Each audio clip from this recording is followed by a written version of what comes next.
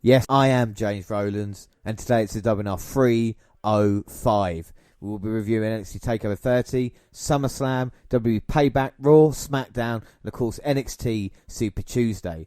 Now, I was meant to be joined by Graps of Ras, but unfortunately due to a family emergency, he's not been able to make it. Our thoughts and prayers are with you at this time, and we hope you can get on the podcast when everything is sorted. But let's begin. And I'll just on Friday, the 21st of August, and Smackdown with Thunderdome. Now, there's a lot of things on Twitter, and of course you can follow us on Twitter at the WNR Podcast, and we have a lot of chats about this. And I think my thoughts of Thunderdome is it definitely added something to it. You know, with the atmosphere with it was in NXT, and with the kind of fans or the wrestlers in attendance doing this. Yes, it would point, but actually to have real fans there and to actually kind of bring an atmosphere, and of course the way the set and the entrances have worked, it is WrestleMania-like, and I think that's what was really, really impressive.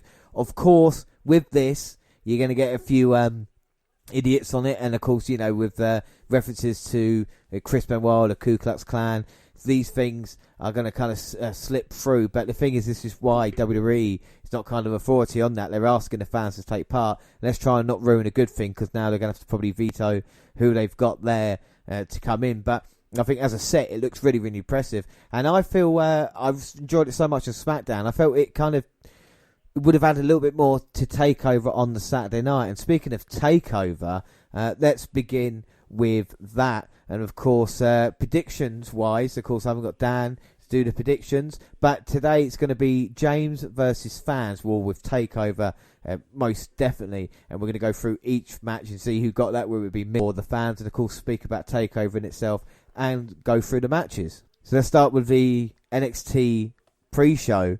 And it featured one of the matches now, of course, back in the day. The pre-shows never used to have a match, but now they do. And this was quite an important one because it was a three-way match for the number one contendership for the NXT Tag Team Championships called Imperium. You had Joaquin Wilde and Raul Mendoza representing Legado del Fantasma against Breezango and the duo of Danny Burch and Oney Lorcan. Of course, they're our favourite tag team on here. And before we get on to the match, we talk about predictions. And in this one, prediction-wise, I did go Breezango because I thought having a face team win would kind of work out well for everybody. But how did you see it all? Well, Breezango got 27% of the vote, Legado del Fantasma 35%, but the winners Lorcan and Burch 38%. And I, you know, don't get me wrong, I would have been really happy if Lorcan and Burch would have won this match. I mean, the match lasted about 10 minutes, so we saw a lot of quick sequences without much time for rest or recovery between them. And after several close calls even, Tyler Breeze scored the win with his team with a supermodel kick. I think if the match had had 5 or 10 more minutes, I think they could have really given a chance for the 6 guys to shine. But there were a lot of talent in that ring. As a kickoff match, I've really enjoyed it because, of course, you have the Breezango winning, which I think is a feel-good moment, and it shows that there's, you know, starting to build a tag team division again. We've talked about this in NXT, the tag team division maybe not being the strongest, and I think we've seen it with Imperium at this moment in time. They're only doing that because NXT UK is not around at this moment. But of course, we got the announcement as well that NXT UK would start up again on September 17th. So that should be a great thing. And of course, on Twitter now as well, you know, looking back, it's great having hindsight. You can see NXT in the BT studio, which, you know, where they held the boxing, if anybody watches BT Sport in the UK. So I think that's really, really clever of BT to kind of use their relationship. And it wouldn't have happened if they had Sky. They moved Jeff Sterling out and with a Soccer Saturday set. But anyway, I digress. Prediction-wise on that, I went 1-0 up against the fans because the fans said Lorcan and Burch, and I said Breezango. Our next match was Finn Balor versus Timothy Thatcher. This was the first match of the main show with a clash of styles as the submission specialist Thatcher took on a striking expert Balor. I've been really impressed with Timothy Thatcher since he's come into NXT. And I think you saw it in this matchup where he has got a completely different style to most wrestlers. And his look as well is something that sticks out. You know, with the gaping holes in his mouth. You can tell he's been in a few wars, and we saw his introduction against Matt Riddle.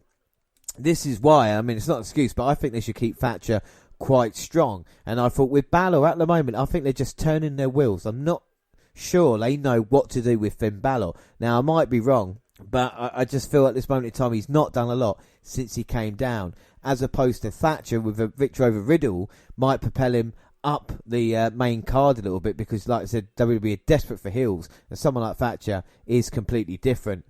I enjoyed the match. I thought the best bit of the match was when Balor landed hard on his left leg when he missed the coup de grace, and Thatcher, his look on his face was like a kid at Christmas because he realised that the injury was there, and I thought that might have been the end of the match.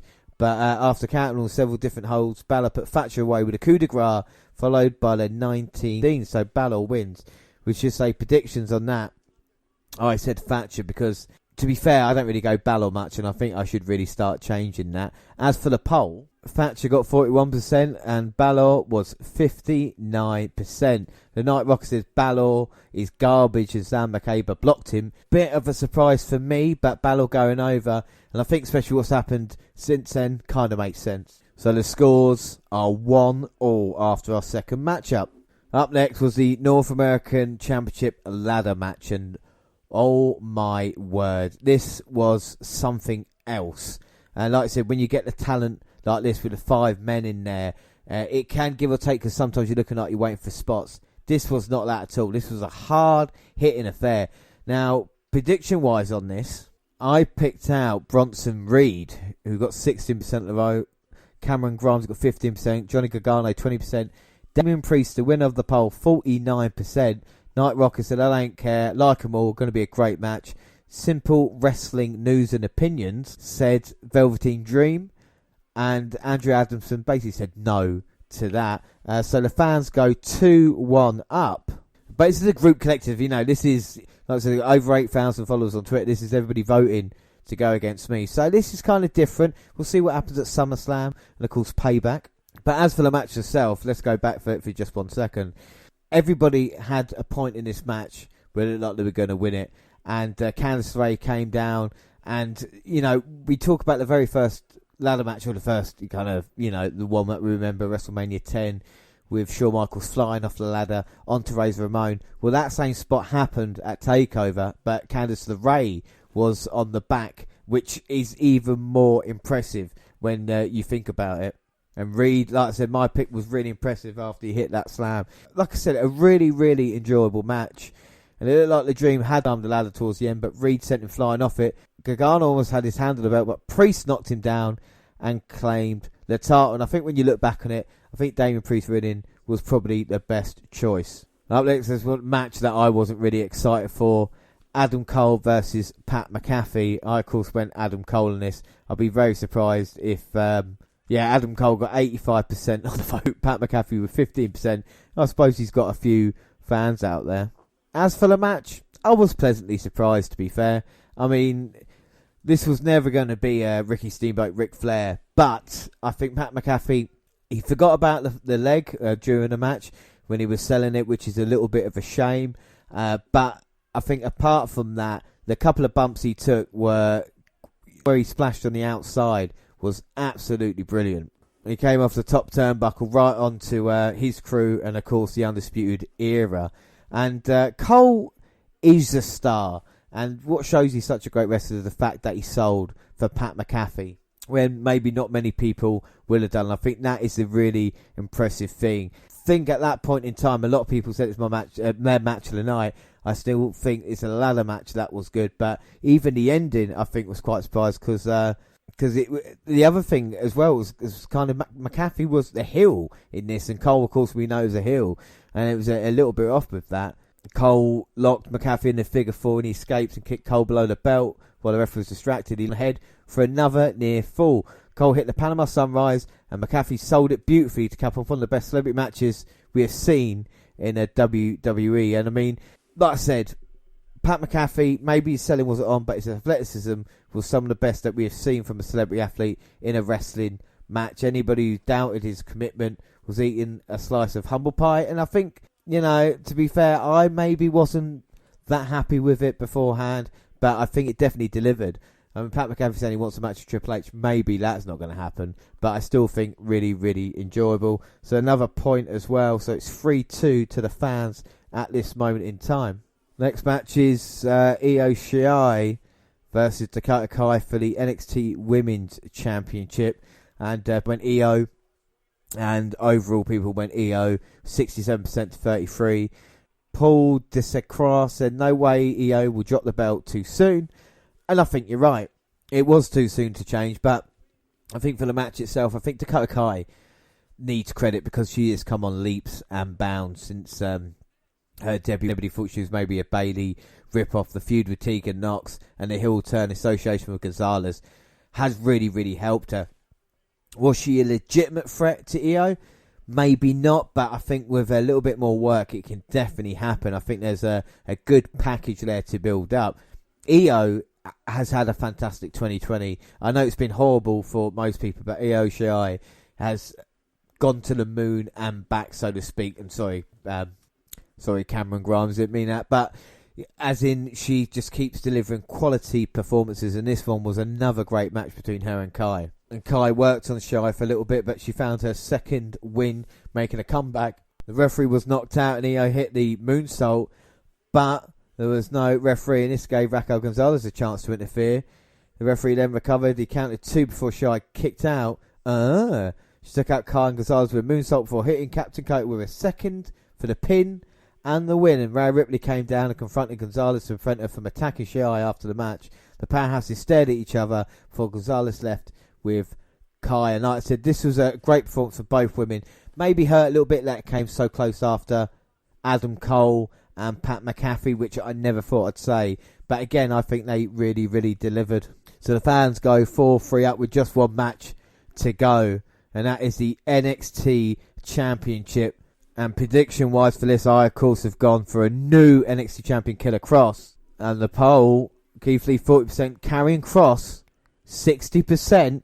As for the match itself, I don't think it was that great. I like it with two big men when it's move for move, and I don't think we saw that enough. There's a bit more kind of plodding about than there should have been, really. Well, Keith Lee, to his credit, like a fighting champion he is, only won it a couple of months ago, beating Adam Cole at the Great American Bash. But Lee now, double slap and a headbutt.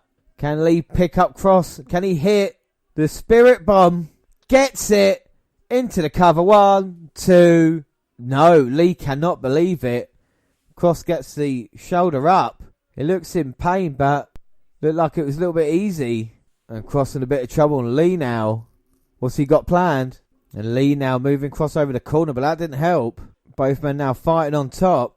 And looking back at it now, you can definitely tell Karrion Kross is carrying some sort of injury. Gonna end badly for one of these guys. Oh, wait a minute. Kross has got Lee off the top. Huge suplex into the cover. 2, 3. Oh my word. With a huge suplex. Top, Karrion Kross has put Keith Lee down and become the new NXT champion. Scarlett Bordeaux cannot believe it. Karrion Kross came, saw and conquered. He said he was going to become NXT champion, and he has here at TakeOver. Unbelievable stuff. Karrion Kross celebrate with the NXT title. I mean, as for the TakeOver itself, or sorry, say predictions first, before everybody shouts at me.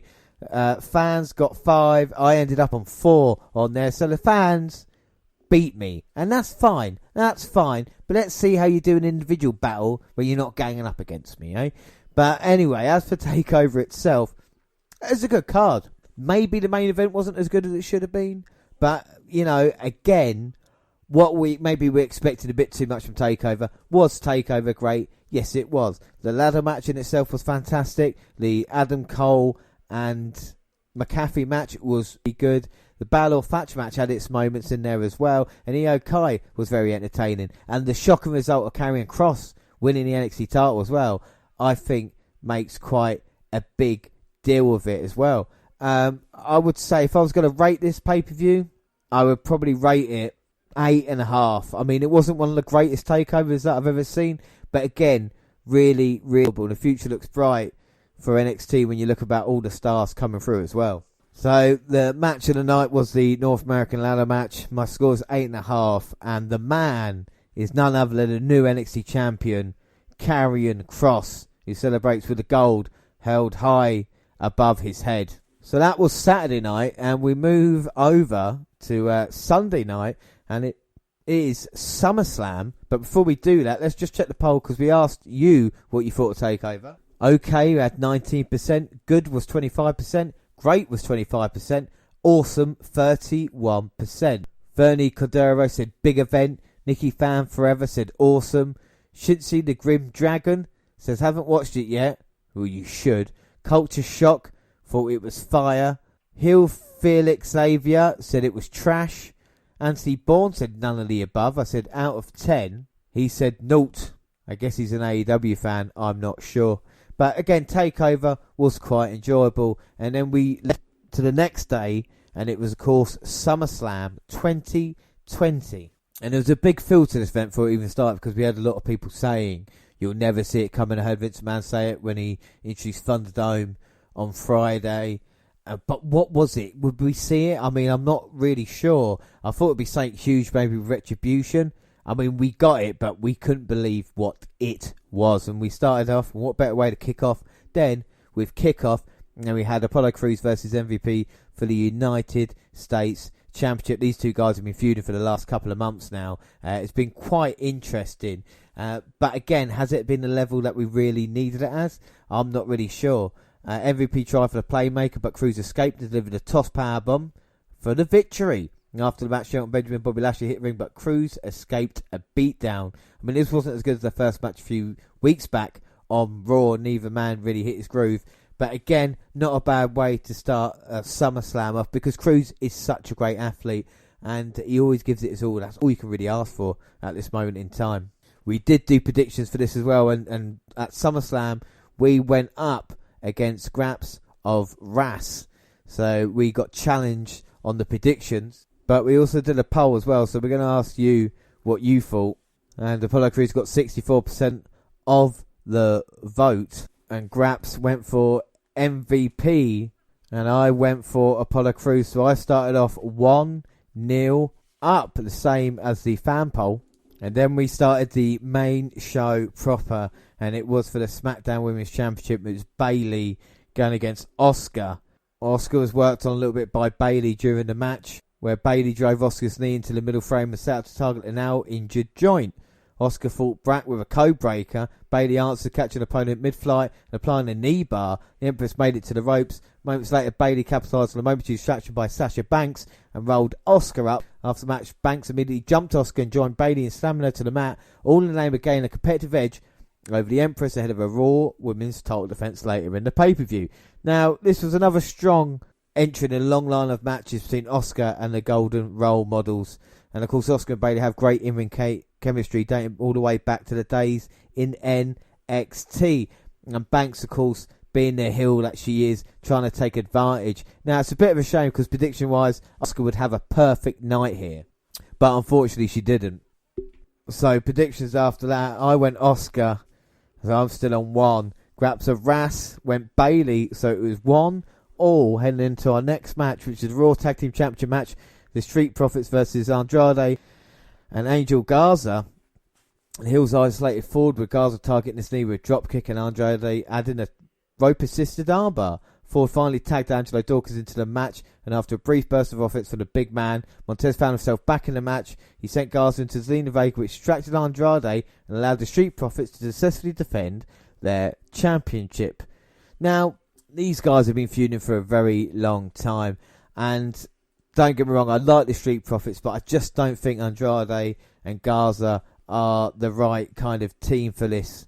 And it's only because I think if you're going to continue it, then you need to kind of switch the tag team titles up. And you didn't do it in this Street Profits one. I think maybe it might be some shenanigans with the poisoning, but that kind of got forgotten about as well.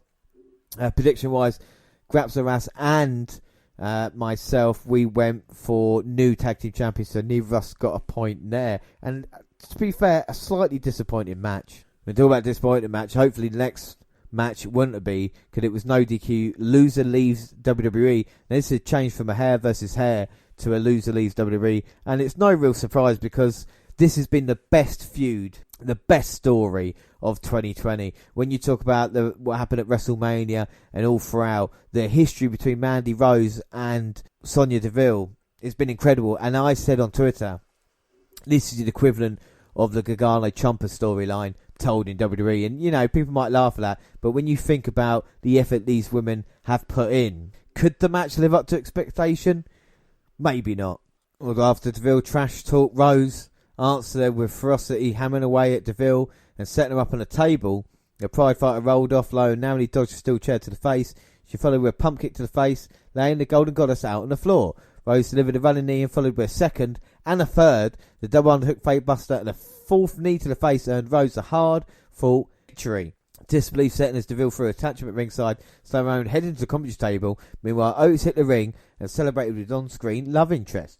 Now, where has Otis been these past few weeks, I hear you say? I'm not really sure. Was the match a little bit disappointing? I don't think it was. I think it showed, you know, these two women didn't like each other, don't like each other. The whole point was they didn't like each other so much, you know, this town isn't big enough for the both of us. It's been used in wrestling for years. And I mean, the only problem is that it's a shame this story's not been really seen in front of fans here in 2020, much like Drew McIntyre's WWE Championship reign. But I think with Deville taking some time off, it makes sense after the awful events that happened to her. As for Mandy Rose, let's not drop the ball on her now. She's definitely got something about her. Let's capitalise on it and not have her just turning heel on Otis down the line like WWE have done with the women's storylines throughout the year. Prediction-wise on that, Graps Arras went Sonya Deville, and I, of course, went Mandy Rose to get the point up after 4 matches there. And Mandy Rose got 76% of the vote. The Night Rocker says, Mandy, because Sonya's taken time off. You are too right when it comes to that. And up next, I mean, the weekend was all about people having their first matches on takeovers, about Pat McAfee having his first match against Adam Cole. And at SummerSlam, it was Dominic Mysterio. Yes, after all those years of nearly being Eddie Guerrero's child in that ladder match at SummerSlam, for the custody of Dominic, he would now come back in and he would make his debut. You know, we've seen him for a little while. Is this the right thing? I mean, look, you get in a position maybe because you're named, but I know sometimes you have to work even harder to get there. I was Dominic, and in fact, I liked his performance a lot more than Pat McAfee's because I think the selling was on point. And I think, obviously, you don't want to be trying to replicate what your dad does or what Rey Mysterio does, but I think what he did and the outfit, so many times we've seen like Tyson Fury when he wrestled, it just doesn't look right. And I think his outfit was actually pretty cool, quite, you know, like we say, Lucha Libre and that kind of stuff. Rollins, again, like Adam Cole did with McAfee, did the majority of the work here. And Rollins, obviously, is not as he is, but again, this was still a great effort. And I still think Seth Rollins can, you know, is one of the better workers out there. If he's not on the top level of like a AJ Styles or Daniel Bryan, he's just that, you know, kind of level below. And what I'd liked about it is where he wore the outfit Rey Mysterio wore, kind of the same colours in 1997 Halloween Havoc pay-per-view.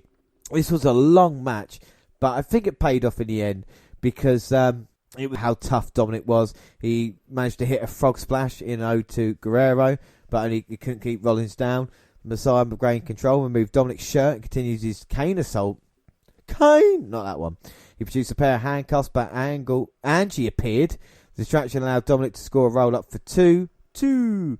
Murphy jumped into the match and leveled the rookie with a knee to the face. Ray also got involved, saving his eyes from the heels, or his son's eyes even, but then he found himself handcuffed. Rollins teased confronting Mrs. Mysterio. When an incensed Dominic attacked, he back body dropped Murphy and delivered a modified 619 that sent Rollins into the guardrail. Another 619 left the Messiah stunned, but a frog splash attempt ended with Dominic crashing into his rival's knees. The heel again taunted Ray, delivering a stomp to Dominic just feet from the future Hall of Fame. And Rollins took the win with a chorus of boos. And again, like I said, this was a young man with no professional experience to date, and Rollins made him look like an absolute star. Credit to Seth Rollins there. And Dominic, like I said, it was an awesome first in-ring appearance. And in actual fact, people picked Dominic in the poll. They picked 64% to 36% Dominic. As for ourselves and the Graps of Ras, we both went...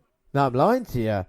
Graps of Ras went Dominic Mysterio, and we went Seth Rollins. So we went 3-1 up with 5 matches gone. And then we had the Raw Women's Championship match, Asuka versus Sasha Banks. Well, Asuka unloaded on Banks as the word Bayley looked on. Modified code breaker for the boss earned her a 2, while a follow-up frog splash missed the mark. Moments later, the challenger looked for the Oscar lock. Banks countered into a bank statement, but Oscar counted back. Bayley tried to interfere, but ate a hip attack. Oscar countered the bank statement again and earned a tap-out victory as the Boss screamed for a friend's help. Now, the closing sequence sequence even between the two women was brilliant. You know, I feel the Oscar lock and the bank statement are maybe two of the best submissions in WWE, male or female. I think the bank statement is a fantastic looking move, and I think the Oscar lock is so dangerous as well, especially when they sell it as that. And I think that's what we had. I mean, Oscar getting the victory, getting the championship back, I think is the right thing to do. Banks and Oscar are probably my two favourite workers in WWE when it comes to women, and maybe even when it comes to overall as well. Oscar gets the victory, walks out with a championship, and of course Bayley and Banks have to deal with each other. The fan poll, Oscar got 57% of the vote to Banks's 43%. Graps and Ras put Oscar. I put Oscar as well, so it goes 4-2 point-wise. So like I said, 4-2 there. And we had on to the WWE Championship match, Drew McIntyre versus Randy Orton. Well, as we head into the action, Scott delivered a top right clothesline, then downs the challenger with a future shock DDT. Orton avoided a flying McIntyre, dropped him with a snap power slam. The champion answered with a Glasgow kiss, and clotheslined the Viper to the floor. With McIntyre down, Orton set up for a punt, but the champion caught with a powerbomb. McIntyre tried to the Claymore kick, but the challenger ducked out of the way. He tried for another KO, but the title holder countered with a backslide for a win. Now, a lot of people were unhappy that we didn't see a finish in this match, but I think to win a WWE match, or WWE title match, with a wrestling move is just pure genius, and you want to see those finishing moves used in future matches between the two. I mean, it was physical, intense, and exactly what you want from two heavyweights fighting for the top prize in the company. A great match and a string of them Monday night, and SummerSlam has been fantastic so far. Predictions on the poll, Orton and McIntyre was 50-50. There was no separating them either way. Gratzavass says there was no contest between McIntyre and Orton because of Retribution attacking, leading them to reveal themselves. That didn't happen. I went McIntyre, so I went 5-2 up. As we head into our main event, the Falls Count Anywhere match for the Universal Championship. Now, I was a bit surprised that McIntyre didn't main event a pay-per-view, and if the Retribution attack would have happened, then maybe so. But I feel like he's not main evented a pay-per-view since becoming WWE Champion. That needs to change. Hopefully maybe a Payback or Night of Champions. Who knows? Well, we've seen a lot in this match. The Fiend tried for the mandible claw, but Strowman fought out and sent him into the LED side of the ring apron. I mean, Strowman started strong in this one, breaking a toolbox over his back. The Fiend managed to retort a little bit, but the champion answered, driving Wyatt through the timekeeper's position. The challenger rose to feet only to be chokeslammed to the announce table with his spine cracking the edge of it. Again, he rose. And now we see Braun going for the cover on the outside, but I don't think that's going to get the job done. Well, poll-wise on this, we should say at this moment in time, Braun Strowman 18%, The Fiend 82%, and myself and Graps both went for The Fiend, and now Strowman has brought The Fiend back in. He's going to end him with a power slam. Referee counts, but can't get the job done. And you can see the cuts on Braun's head, and he can't believe it. And Braun with strikes, maybe not coming squarely down on the face, as we see the Thunderdome in the background. And Strowman now looking around, wondering what to do. And he's going back to his toolbox, so to speak. Well, literally. He's got more Stanley knife as we know it. What's Strowman going to do with this? And Braun has to rip the ring apart, moving away, everything underneath, but the Fiend is up. And a Uranagi right on the wood. Braun seems frustrated, but the Fiend's got him. Sister Abigail. Not into the cover. The Fiend wants to dish out more punishment to Braun. And another Sister Abigail, face first onto the plywood. Fiend in the cover. 1, 2, 3. And there you have it. Well, Braun Strowman held on the title since WrestleMania, but the Fiend was no match at all. Taking Braun down and becomes a new Universal Champion. Of course, the Fiend hasn't held it since Berg back in Saudi Arabia. And what a long time ago that seems now. Well, hurt or heal, the Fiend is champion. And what the hell is this? Roman Reigns is back. Reigns has returned. And he speared the Fiend. Huge right hands now. And I don't think he's finished there. And the Thunderdome can't believe it. We've been waiting for it. And now I think it has arrived. Now out of the ring. He's going to go after Braun. And a huge spear to Braun Strowman. And look at the attitude on Reigns. His t-shirt says, wreck everyone and leave. Reigns saying, I'm here. And what a statement from Roman. I don't think it's finished. He got the chair. Oh, right down on the back of Braun. And again, a huge attack by Roman. And I don't think we've seen Reigns like this before. Oh my God, just denting the chair. And you can feel the electric atmosphere and the shock from the Thunderdome. And Reigns looks like he's got a new set of teeth as well, as he focuses on the Fiend and hits him with the spear. Roman Reigns is back. He's laid out the Fiend. He's laid out Strowman. And he's got his eyes on the Universal title. My God. Have we seen Roman like this before? He stands over the Fiend. I mean, the Fiend won the title. But Roman Reigns is the man with the title in hand at this moment. Well, we never saw it coming, as Michael Cole says. True about that. As for SummerSlam, predictions first, we should say. Both of us went the Fiend, like I said. So it ended 6-3 to me. So the first time getting challenging, and I did win. You see what happens when it's one-on-one, when it's a fair fight? Anyway, as for SummerSlam, I think a great show. Like we saw with Takeover, 2.5 hours, job done. This was 3 hours on a Sunday. And really, really good stuff. Was the Rollins-Mysterio match a little bit long? Yes, but maybe they need to just tell it for that little bit of story. McIntyre, Orton delivered in ring. Rose DeVille was a great match. Bayley, Asuka, and Banks. Asuka told a great story throughout the night. The only match really let down were the Raw Tag Team titles, which is a little bit shame. And the main event wasn't as good. But like I said, you always want a shock. And Roman Reigns returning, I don't think you get any bigger than that. We also found out during SummerSlam that Keith Lee is on his way to Monday Night Raw as well. And we said, look, now, it's positive. Reigns is back. There's genuine excitement. Keith Lee's on Raw. It's a good thing.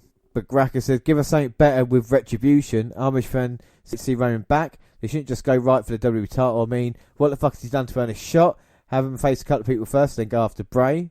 And then the champion, Del Alpha, said, I hope they move Roman to Raw, as I believe Wyatt can carry the Smackdown brand. I've got to say, match of the night for me, I've got to go Banks and Asuka. I just love the chemistry between these two women, and the ending as well, I think was brilliant.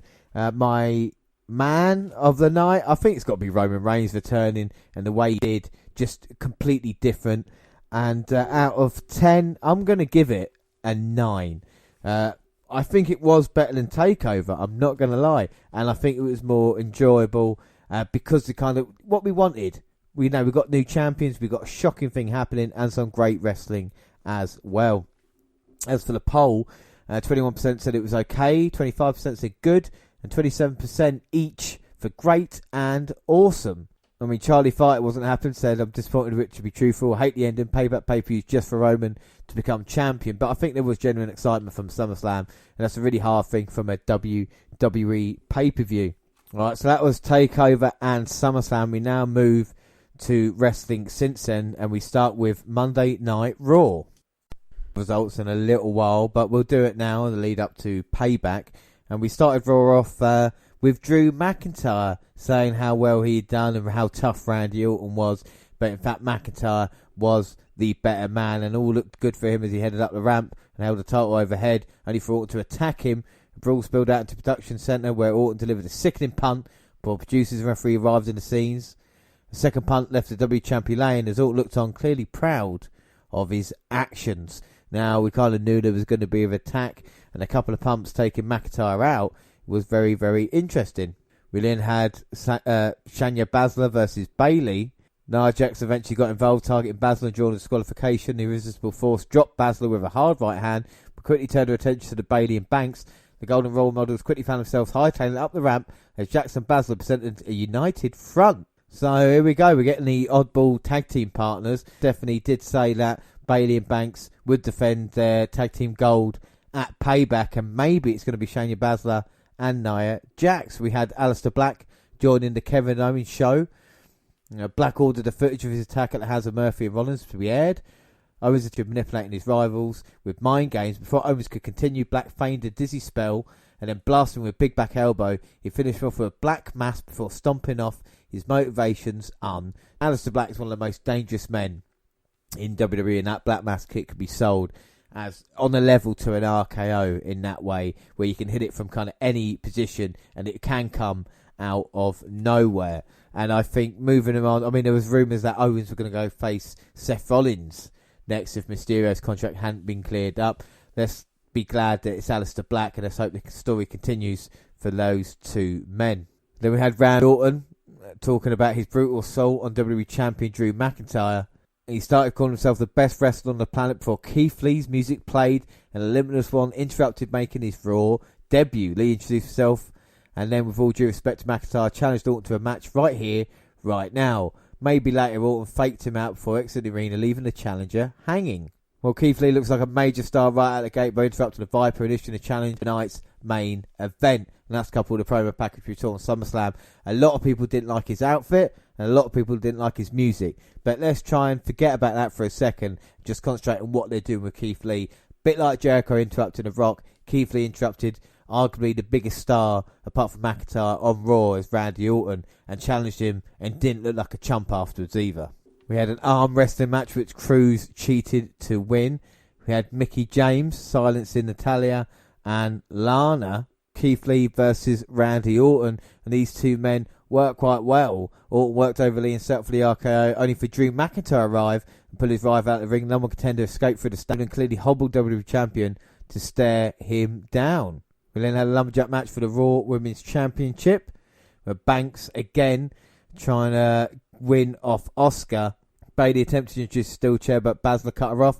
Back inside, Asuka tapped out Banks with the Asuka lock as Bayley watched on, and this was a little bit of a mess. And then we had Rey Mysterio and Dominic versus Seth Rollins and Murphy, and much like we had on SummerSlam, they were trying to take down Dominic and try and build him up.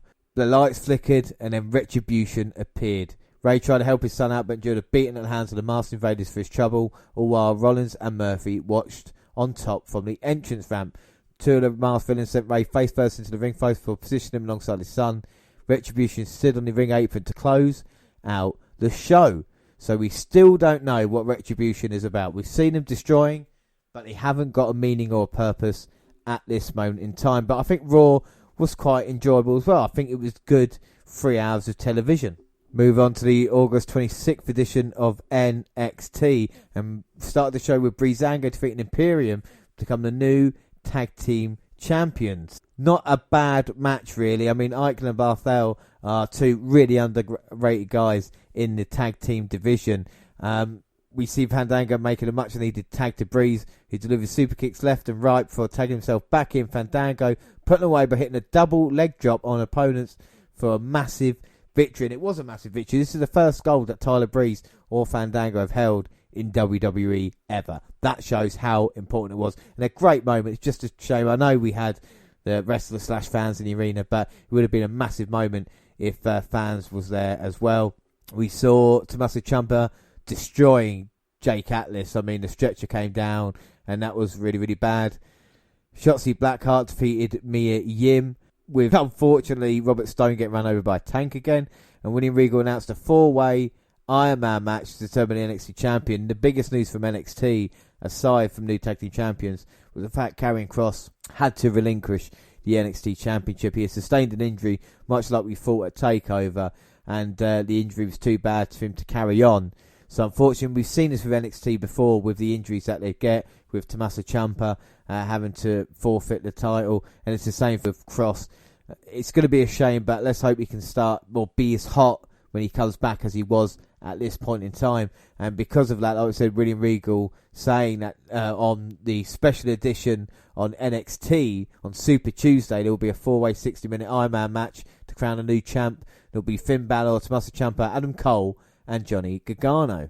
Also on NXT, we had the Cruiserweight champion Santos Escobar defeating Isaiah Swerve Scott, thanks to putting a luchador mask on and the headbutt. I love the old foreign object, or international object as it was. Kyle O'Reilly defeated Drake Maverick, and just when it looked like Killian Dane was going to be in this side, he dropped Maverick as well. Dakota Kai and Raquel Gonzalez defeated NXT Women's Champion Io Shirai and Rhea Ripley.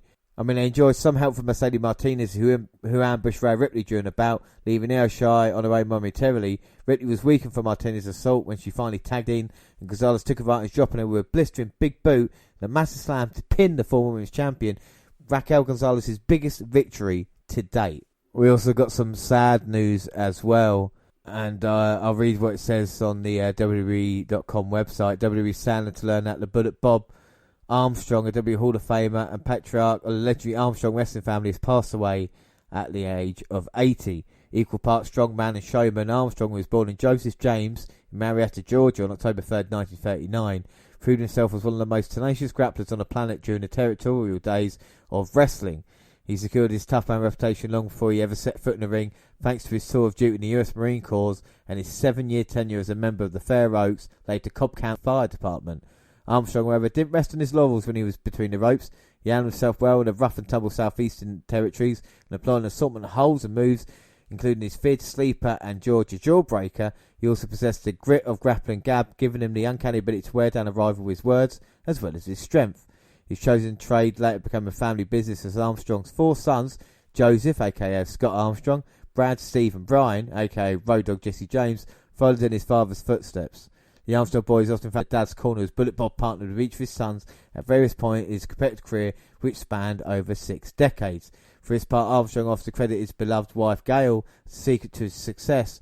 Upon being inducted into WWE Hall of Fame in 2011, the self-proclaimed Old Warhorse also made the case that his many triumphs likely benefited from divine intervention too.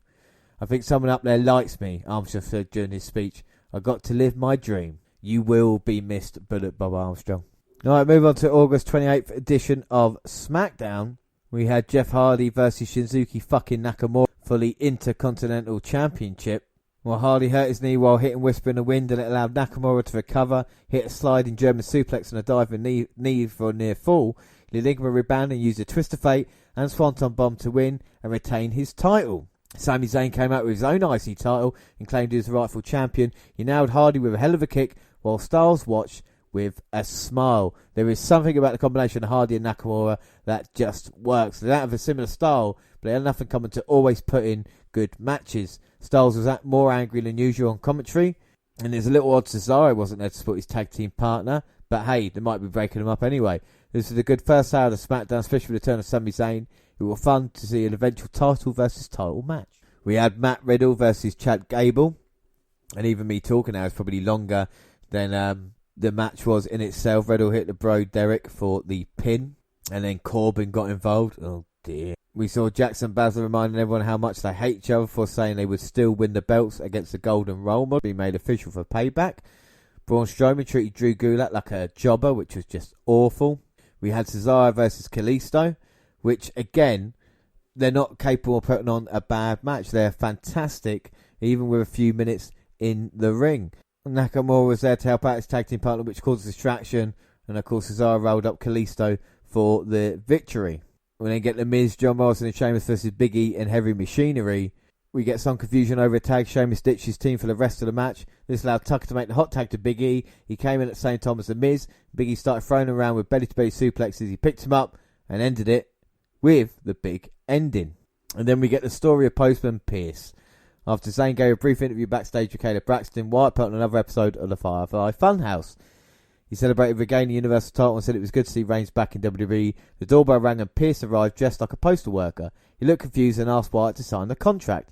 Wyatt acted like it was weird for Postman Pearce to be asking him instead of The Fiend, but Wyatt still signed the contract. Later in the show, Pearce was shown failing to get Reigns to answer the door to sign it. Even later, Gulak hit Braun Strowman with a chair and then tossed it to Pearce. Luckily for Scrap Daddy, Strowman knew it was Gulak and said he would sign the contract if he got a match with his attacker tonight. Pearce essentially forced him to sign the contract, but the man was unhappy when he returned without Reigns' signature. He told Pearce to knock his door if he had to.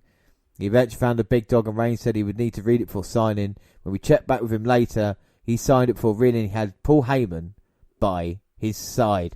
What a shock. Not only Roman Reigns coming back at SummerSlam, and he was saying it wasn't a prediction, it's a spoiler, he's going to win the Universal title at Payback with Paul Heyman by his side. Now don't get me wrong, I love Paul Heyman, I love Roman Reigns. This will be a great connection, hopefully, in a partnership between the two.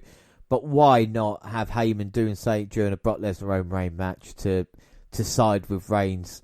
I mean, yeah, he might want to keep Brock Lesnar as his client, but you've still got that story there. Why have Reigns, after all this time, finally sided with Heyman? Would we get any answers at Payback? Well, it's time to find out. So August 28th, just a week. So August 30th, just a week after SummerSlam. Could a WWE pay-per-view work? Crazily, I think it did, but more on that in a little bit. We got challenged with predictions by at Select Match Podcast. So we'll go through the predictions as we go along. And we started off with a kickoff show, the Riot Squad versus the Iconics. Liv exploded into the match statements. A double stomp spot on Royce appeared to have injured the Aussie, who audibly voiced her pain. Still, she partnered with Kay to deliver the deja vu, only for Morgan to break up the fall. The Riot Squad uncorked their own double team finish to deliver the codebreaker Riot kick combo to Kay to win. I mean, this match was what it was, you know. Maybe we weren't expecting much of it, but I think with the Iconics, they're leading to a split, whereas I feel with the Riot Squad just getting back together, I think it can work. Does it show WWE's maybe not long-term planning for it? I think it does a little bit, but again, I think a good way to start. Select Match Podcast went for the Iconics, and we went for a Riot Squad, so we went 1-0 up, but like we said, Payback has only just begun. Poll-wise on that, the Riot Squad 66% of the vote over the Iconics, 34%, as we head into the main show. Started off with a United States Championship match. It was Apollo Crews defending against Bobby Lashley. Well, Crews momentarily gorilla pressed the Almighty for unloading two impressive German suplex. A frog splash followed, but Lashley still kicked out. The Almighty created separation with a big spine buster and applied the full Nelson for the win and the title. After the match, Crews attacked him from behind but was cleared out by the heels. I'm getting that title back, he explained as he made his way up the ramp. I mean, it wasn't a bad match, not a bad way to start off SummerSlam, but I think the winner wasn't in doubt here because I think Crews has had a good run at the US title. But personally, I want to see a heel turn and siding with the Hurt Business, and I think the Hurt Business need gold because they've been one of the hottest things on Raw recently, and I think it's the right thing.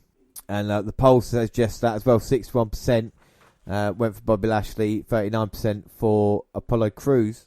Prediction-wise, Low Select Match Pod picked Crews. We went Lashley, so we went 2-0 up there.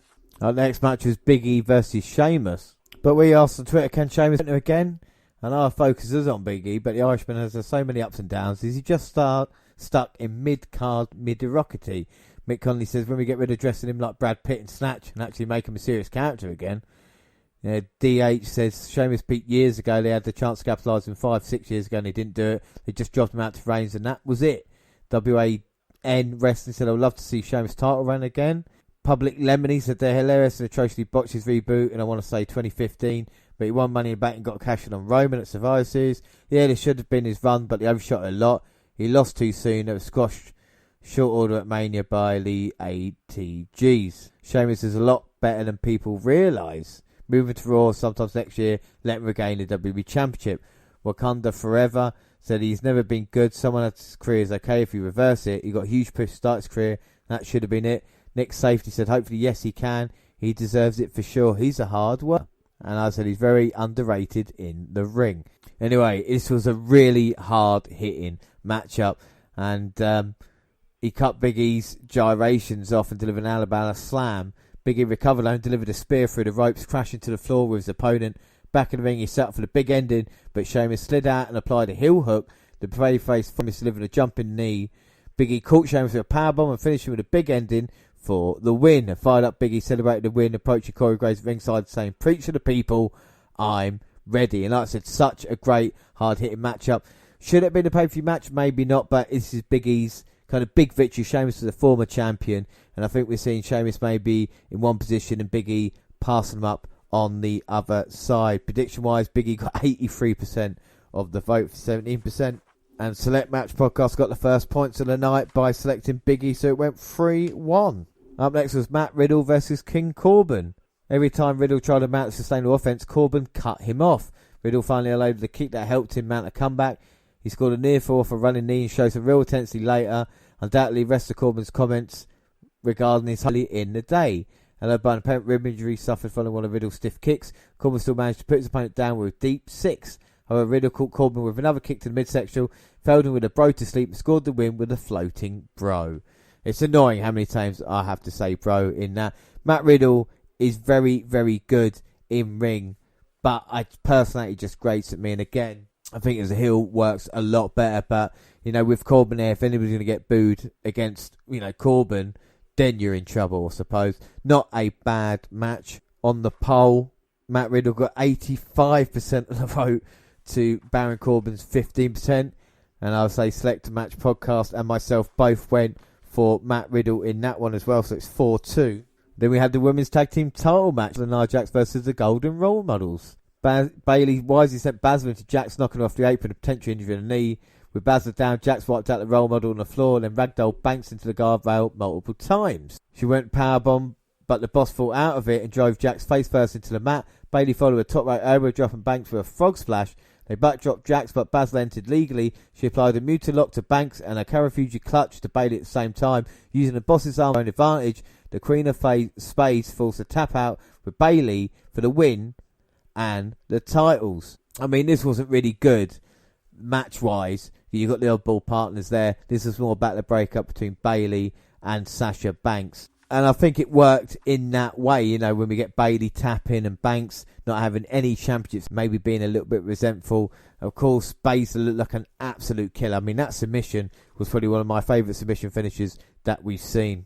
As for the poll, 66% went for Jax and Baszler. Select Match Podcast and myself both went Jax and Baszler as well. So it's 5-3.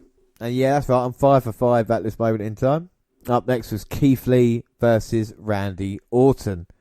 Keith Lee faced the biggest test of his main roster career as he battled Randy Orton. Limitless One exercised his power advantage, throwing the Viper out the ring and Limitless onto the table after Orton had hit him one of his own earlier. Always to let Orton caught Lee coming in with kicks to the chest and down with a draping DDT. The former NXT double champion recovered, powered out of an RKO and pinned Orton clean in the centre of the ring with a Spirit Bomb. And that is how you create a star. Orton going for the WWE Championship didn't matter because somehow Keith Lee managing to get the job done. It was one of those moments. I mean, I got out of my seat with it as well. It was fantastic. The raw emotion there of Lee getting the victory. Let's strap the rocket to his back and let's send him on his way now to the main event. Now let's create some new stars. Keith Lee has got it, and it looks good at this moment in time. There's no doubt about that. Probably my favourite moment of the whole show. Prediction-wise, Keith Lee did edge out 54% to 46% on the poll. And Select Match Pod and myself both went for Keith Lee as well. So it's 6-4. And the co-main event, which is Rey and Dominic Mysterio versus Seth Rollins and Murphy. And this feud has been going a long, long time. And much like their match on Raw, they were trying to work on Dominic throughout the match. And towards the end, Murphy broke up a 2 count only to eat a big DDT from Dominic. Rollins delivered the sling blade to the younger Mysterio only to walk into a seated sentinel from Rey. The Messiah recovered and caught Rey with a code-breaker in mid-air, then rocked him with a sidekick. Rollins then sent Mysterio into the barricade and set up a double-team maneuver with Murphy. The Aussie caught Rollins setting in motion a series that concluded with Dominic earning the win with a frog splash. I mean, this was a super fun tag team match and a very good one as well. It's only his second match. Dominic is getting better and better, and I think the victory evened it out there as well. Team 619 on the poll got 75% to 25%. And Select Match Podcast and myself both went for the Mysterios as well. So it is 7-5 heading into our main event. I'm on for a perfect. Who have we gone for in this matchup? Well, poll-wise, the big dog got 74% of the vote. Monster Among Men, Braun Strowman 4%. The Fiend 22%. I went for Roman Reigns. Select Match Pod said Wyatt to retain after shenanigans. I do love shenanigans. We have not seen Roman Reigns yet. The match has been going for about 15 minutes. This, personally, much better than their SummerSlam match between these two guys as well. This is not Falls Count anywhere low, so they have to get the victory in the ring. And now the Fiend's got Strowman up on the top, the turnbuckle, and they've done the ring collapse. The Fiend superplexes Braun. The ring breaks. Charles Robinson goes flying over that top rope. Both men are down. And now we're going to get the big dog. Well, he's not signed his contract yet. Has Roman Reigns. And here he comes with a steel chair. I still can't get used to that sight. Paul Heyman next to Reigns, offering a contract to sign. And Reigns now on his way to the ring. And Heyman so happy with this. And here comes Roman now surveilling the damage. There's a new referee now as Reigns going for the cover, but can't get the Fiend or Braun down. Maybe his opportunity is going to turn into a nightmare in a minute if he can't get it done. Like a cash-in than it is anything else. And now Roman with a chair on Braun, just wearing him out. going for the cover, but no, Braun will not be beaten. And Roman getting more and more frustrated. Well, now Reigns, not sure what to do, looking on at Heyman. And you've got to think with Roman that he will do anything to be champion. As he goes for the chair, the Fiend catches him, mandible claw. Low blow, though, sends the Fiend out of the ring. Well, that was close there. And Braun slowly getting to his feet. The Fiend down. I think the Roman looks at his opportunity and sees it in front of him. Braun getting to his feet. And here comes Roman Reigns. Spear into the cover. 1, 2, 3. And Roman Reigns is the new Universal Champion. Unbelievable stuff. Coming in after the match was nearly over with a ring collapse. You can see Heyman there smirking with a contract in hand. Reigns becoming the champion. Pinning Braun Strowman. The Fiend's reign lasted a week.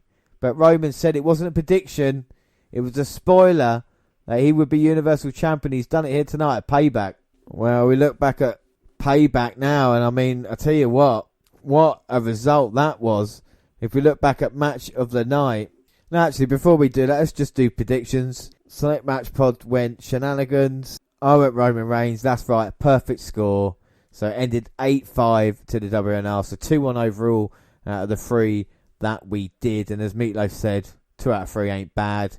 As for Payback itself, do you know what? It's a solid show. And a week after SummerSlam, wasn't expecting much. And it actually delivered. It was fun in parts as well. So I'm going to give that a solid 8.5 out of 10. Man of the night, I think it's got to be Roman Reigns, hasn't it? Universal Champion yet again. What happens to Braun now is an open-ended question. I think the same with the Fiend. We're going to see the Fiend and Reigns feud, and Braun will probably turn back to the dark side.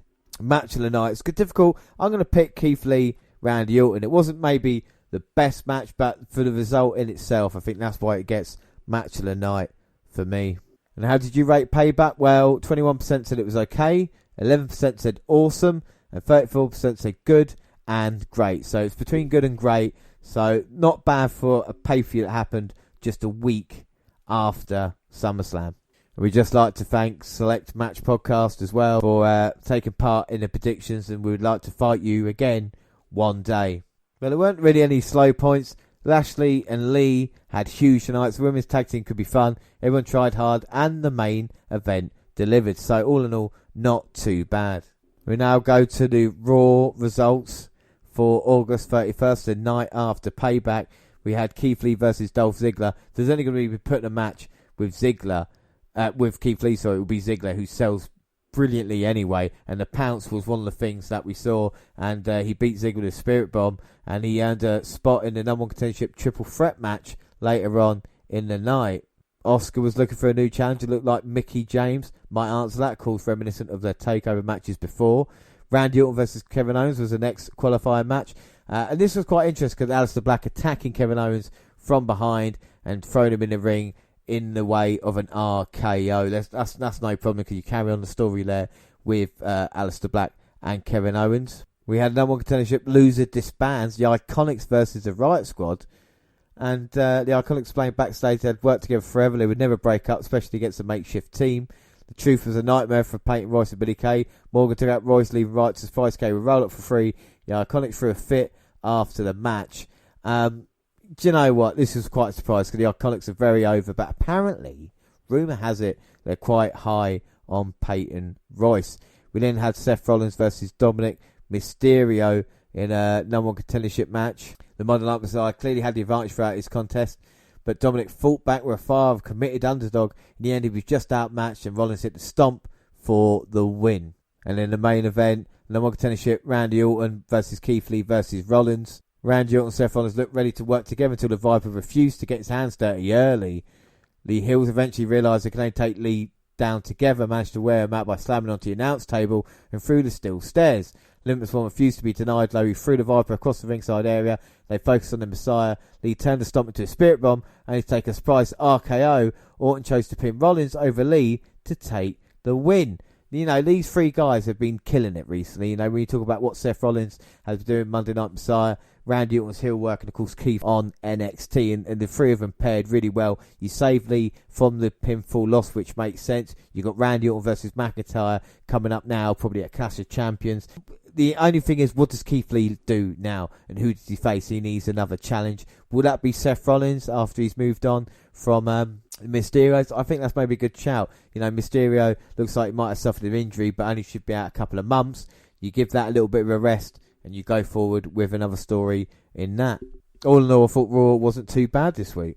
There was a bit of news story as well about Brock Lesnar. And apparently Brock Lesnar's contract has expired from WWE. I mean, these two, have an agreement for a certain amount of time anyway, so it's not that surprising. Well, it is surprising that WWE shop apparently has taken all Brock Lesnar's merchandise off there, and with Paul Heyman teaming with Roman Reigns. Do WWE really need Brock Lesnar? I think at this moment in time, I think it's a very good question. I don't really think you need that there, And then finally we go on to the September 1st edition of NXT, or as it was known as Super Tuesday. Of course, with the main event we knew. We had the street fight, Legado del Fantasma versus Breezango and Scott. I mean, this was brilliant. It's very rare any WWE show starts this hot, but it was front and centre. Swerve lost a good match against Esquire last week. This best for Cruiserweight division, this rivalry is not over.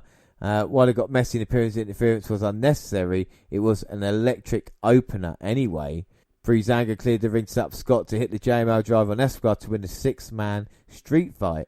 We had Candice LeRae defeating Casey Catanzaro in a squash match. Timmy Thatcher versus Bronson Reed.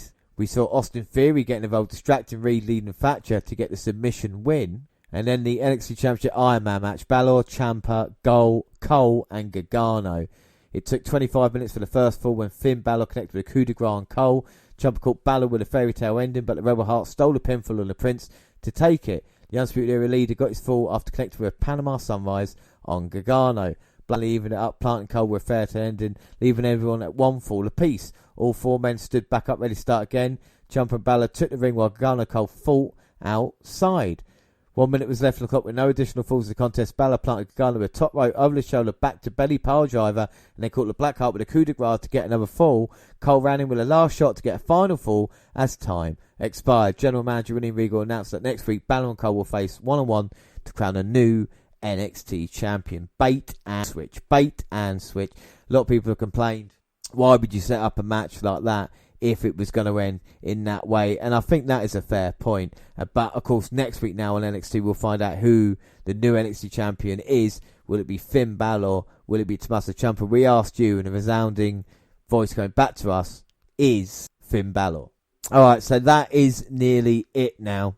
But don't worry, dear listener, because I might be alone today, but I won't be alone for too long. We have got 3 fantastic guests lined up, and I can happily say that Unimatrix Gaming will be here this weekend coming, where we get a little bit retro, and we're going to bring out the N64 and the PS2 and play 2 of the greatest wrestling games ever, No Mercy and Here Comes the Pain.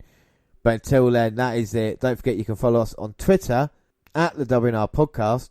We're also on Facebook, the WNR Podcast, and Instagram. Across all the Google platforms, send us an email, the WNR Podcast at gmail.com. YouTube, the WNR Podcast, we have all the latest clips and podcasts go at the same time. And you do SoundCloud on your phone. Also Stitcher and iTunes, where you can download, subscribe, rate and review there. So that is it. Like I say, Unimatrix Gaming joining us next. But we should say our follower of the week is none other than at Augustin Sanchez 4 or Augustin Sanchez. You are the WNR follower week. And like I say, special shout out to at Select Match Pod for the predictions. And of course, Graps of Ras. And next up is at Unimatrix Gaming. Until then, I've been James Rowlands. Thanks for listening, and bye.